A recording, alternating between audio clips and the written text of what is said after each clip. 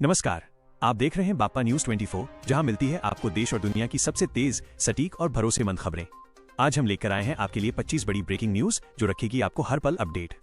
राजनीति से लेकर खेल, मौसम से लेकर कारोबार, हर जरूरी खबर सिर्फ कुछ मिनटों में। लेकिन वीडियो शुरू करने से पहले आप लोगों से एक छोटी सी रिक्वेस्ट है।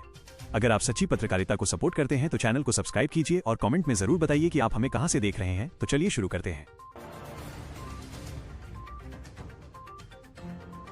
1. ट्रंप का ईरान को अल्टीमेट। अमेरिकी राष्ट्रपति डोनाल्ड ट्रंप ने ईरान को आज 21 अप्रैल तक का फाइनल अल्टीमेटम दिया है। उन्होंने कहा है कि अगर आज तक समझौते पर हस्ताक्षर नहीं हुए तो सीज फायर खत्म माना जाएगा और अमेरिकी सेना दोबारा बमबारी शुरू कर सकती है।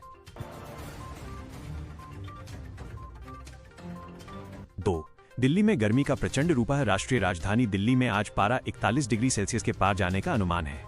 मौसम विभाग ने उमस भरी गर्मी के साथ साथ लू हीट वेव चलने की चेतावनी दी है। दोपहर के समय लोगों को घरों में रहने की सलाह दी गई है।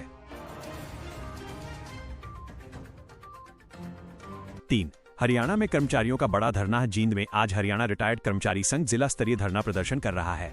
उनकी मुख्य मांग 65 वर्ष की आयु पर 10% और 75 वर्ष की आयु पर 20% पेंशन वृद्धि के साथ कैशलेस चिकित्सा सुविधा को लागू करना है। 4. उत्तर प्रदेश विधानसभा का विशेष सत्र। यूपी सरकार ने महिला आरक्षण के मुद्दे पर चर्चा के लिए 30 अप्रैल को विशेष सत्र बुलाया है।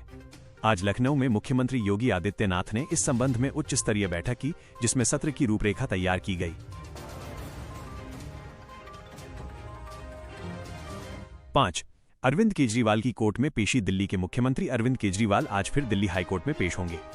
कोर्ट आज उनकी उस याचिका पर फैसला सुना सकता है जिसमें उन्होंने संबंधित मामले के जज को बदलने की मांग की थी। 6. बिहार में राजनीतिक सरगर्मी। मुख्यमंत्री नीतीश कुमार ने आज पटना में जेडीयू विधानमंडल दल की बैठक बुलाई है। इस बैठक में आगामी चुनावों की रणनीति और राज्य के विकास कार्यों की समीक्षा की जाएगी। बैठक में दोनों डिप्टी सीएम भी मौजूद रहेंगे। 7. झारखंड में माओवादियों पर बड़ी कार्रवाई। बोकारो में सुरक्षा बलों ने एक बड़े ऑपरेशन के दौरान 8 माओवादियों को ढेर कर दिया है। गृह मंत्रालय ने इसे नक्सलवाद के खिलाफ बड़ी सफलता बताया है। इलाके में अभी भी सर्च ऑपरेशन जारी है। 8. कर्नाटक में पूर्व डीजीपी हत्याकांड का खुलासा। पूर्व डीजीपी की हत्या के मामले में उनकी पत्नी पल्लवी ने अपना गुनाह कबूल कर लिया है। पुलिस के अनुसार उन्होंने आत्मरक्षा में पति की हत्या की बात कही है। कोर्ट आज इस पर सुनवाई करेगा। 9. असम में भारी बारिश का अलर्ट। गुवाहाटी और आसपास के इलाकों में भारी बारिश के कारण स्कूलों और कॉलेजों को आज के लिए बंद कर दिया गया है। मौसम विभाग ने 25 अप्रैल तक असम और मेघालय में रेड अलर्ट जारी किया है।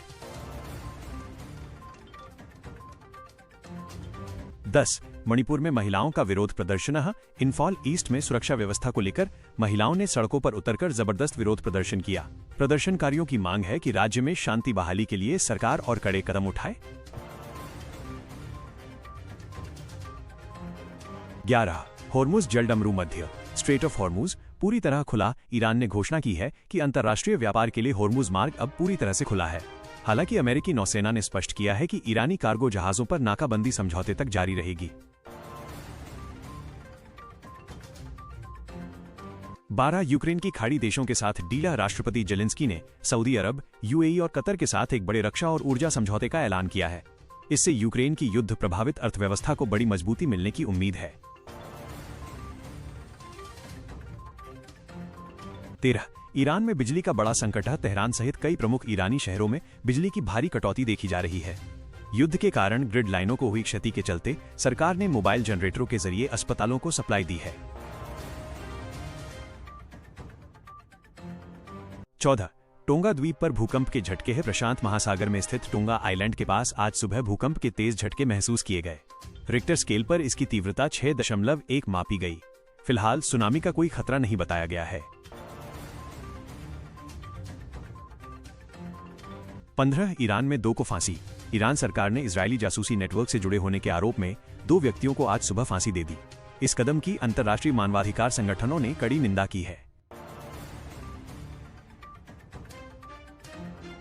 16. पोप फ्रांसिस के निधन पर शोक। पोप फ्रांसिस के निधन के बाद आज वेटिकन सिटी में 9 दिनों के आधिकारिक शोक की शुरुआत हुई। वेटिकन में आज उनके पार्थिव शरीर को अंतिम दर्शन के लिए सेंट पीटर्स बेसिलिका में रखा जाएगा। 17 पाकिस्तान में शांति वार्ता की कोशिशें। इस्लामाबाद में अमेरिका एंड ईरान के बीच गुप्त वार्ता की खबरें हैं। पाकिस्तान के विदेश मंत्रालय ने संकेत दिया है कि दोनों पक्ष किसी मध्य मार्ग पर पहुंचने की कोशिश कर रहे हैं। 18 इजरायल का लेबनान में नया प्लाना सीजफायर के बावजूद इजरायली सेना ने घोषणा की है कि वो दक्षिण लेबनान में 20 नए सैन्य ठिकाने स्थापित करेगी। लेबनान सरकार ने इसे समझौते का उल्लंघन बताया है।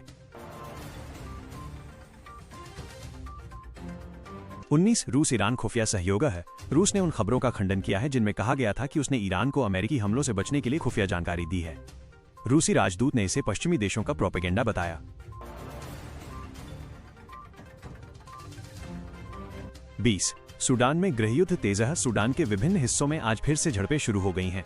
संयुक्त राष्ट्र ने चेतावनी दी है कि यदि तुरंत हस्तक्षेप नहीं किया गया तो वहां मानवीय संकट भयावह रूप ले सकता है। 21 सोने की कीमतों में भारी उछाल। अंतर्राष्ट्रीय तनाव के कारण दिल्ली में 10 ग्राम सोने की कीमत 1 लाख रुपए के करीब पहुंच गई है। निवेशकों के सुरक्षित निवेश की ओर मुड़ने से कीमतों में ये तेजी देखी जा रही है। 22 कच्चे तेल की कीमतों में गिरावट। होर्मुज स्ट्रेट के व्यापार के लिए खुलने के साथ ही वैश्विक बाजार में कच्चे तेल की कीमतों में 5% की गिरावट दर्ज की गई है।